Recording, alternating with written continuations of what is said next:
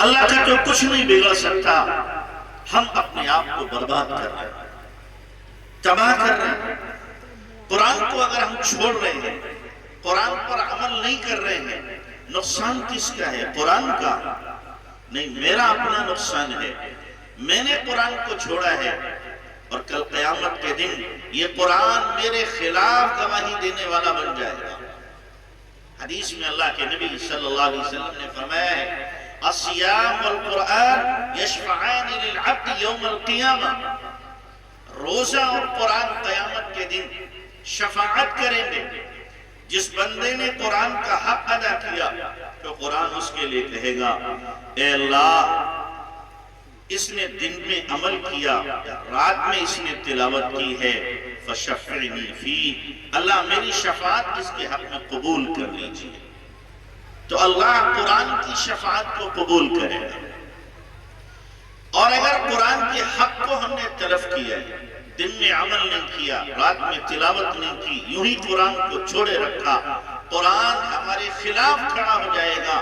اللہ یہ ہے وہ ظالم، یہ ہے وہ گنہگار، یہ ہے وہ مجرم آپ کا کہ میں تیری کتاب اس کے بیچ میں موجود تھی، یہ پڑھنا جانتا تھا، یہ سمجھ سکتا تھا، نہ اس نے سمجھا، نہ اس نے پڑھا، نہ اس نے عمل کیا، نہ اس نے سنا، بلکہ میرے احکامات کو پس پشت ڈال کر کے یہ خوش ہوتا تھا۔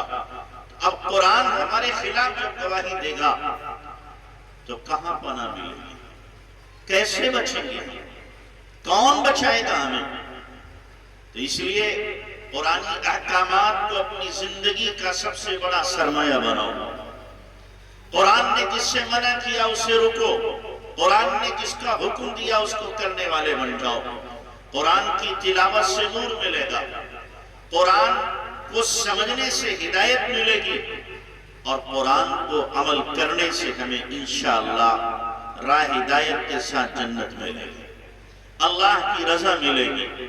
تو اس لیے قرآن نے احکامات دیے ہیں، کچھ چیزوں کو منع کیا ہے، کچھ چیزوں کا حکم دیا ہے۔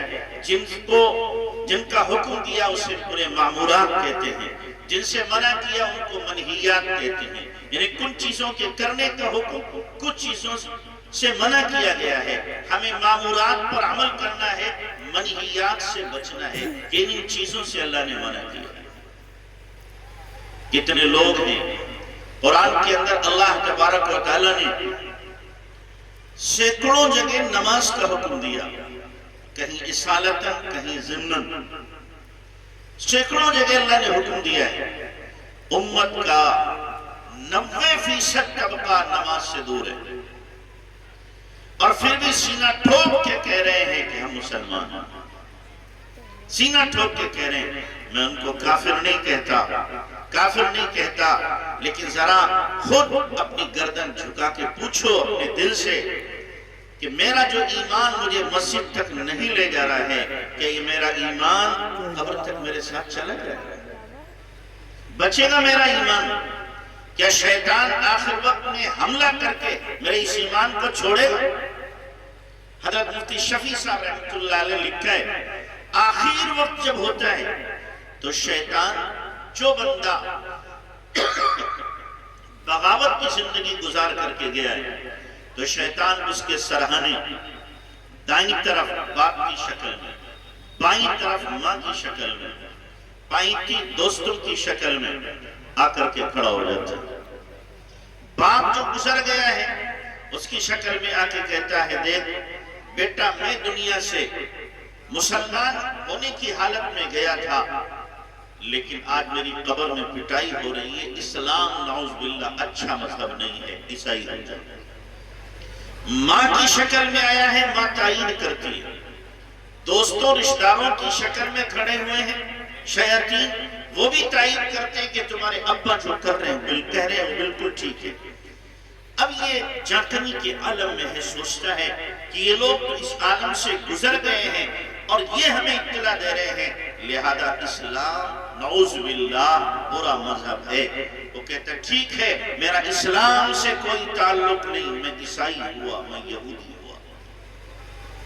یہ آخری حربہ ہوتا ہے شیطان کا، ان بیمانوں کے لیے، ان خدا کے باغیوں نافرمانوں کے لیے جو اللہ کے گھر سے دور رہتے ہیں اور جو نمازوں کا اہتمام کرتے ہیں، قرآن پر عمل کرنے والے، کہ پہلی ہی سورت میں سورہ بقرہ جو میں نے تلاوت کی ہے، الف لام میم ذالک الکتاب لا ریب فیہ ھدی للمتقین الذین یؤمنون بالغیب ویقیمون الصلاۃ، نماز کو قائم کرتے ہیں۔ نماز کو جو پڑھنے والے ہیں تو شیاطین آتے ان کے پاس بھی ہیں، لیکن چونکہ فرشتے روزانہ اس کو دیکھتے تھے کہ 5 وقت یہ نماز میں جاتا ہے، تو اللہ تبارک تعالیٰ فرشتوں کو بھیج دیتا ہے، فرشتوں کی ٹیم آتی ہے اور شیطان کو دھکا دے کر کے باہر نکال دیتے ہیں اور کہتے ہیں یہ تیرا نہیں ہے، یہ ہمارا ہے، یہ ہمارا ہے۔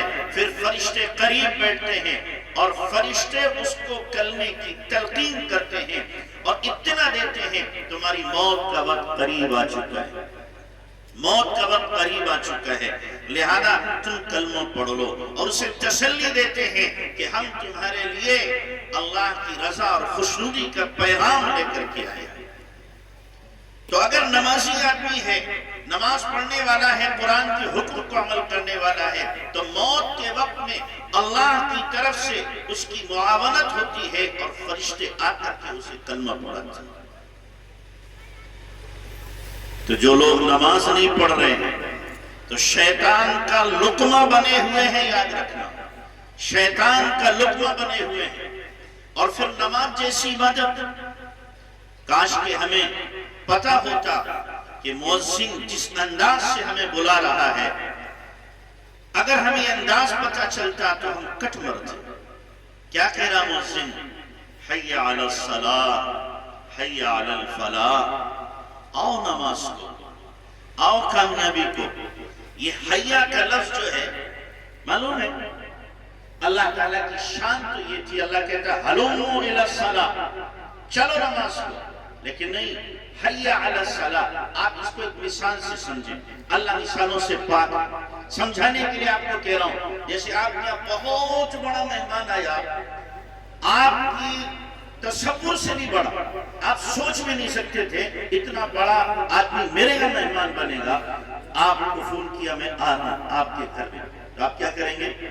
اسٹیشن پر جائیں گے ریسیو کرنے کے لیے، اور جب وہ ٹرین سے اتریں تو آپ کیا کہیں گے؟ آئیے تشریف لائیے، آئیے تشریف لائیے، آئیے تشریف لائیے، گاڑی بٹھائیں گے، گھر پہ لائیں گے، گھر پہنچیں گے، پھر اتاریں گے، آئیے تشریف لائیے۔ پھر آپ اس کے لیے آپ نے انتظام کیا ہوگا شاندار بستر کا، بہترین چادر بچھائی ہوگی، پھر کہیں گے حضرت تشریف رکھیے، بیٹھیے۔ یہ جو انداز ہے کہ پلکیں بچھی جا رہی ہیں، آپ فرش راہ بنے جا رہے ہیں، تواضع کی انتہا کو جو پہنچے ہوئے ہیں، اور آپ کہہ رہے ہیں آئیے تشریف لائیے، رشید جان پور سے انکمنگ کال کی پہچان کی گئی۔ اللہ کہہ رہا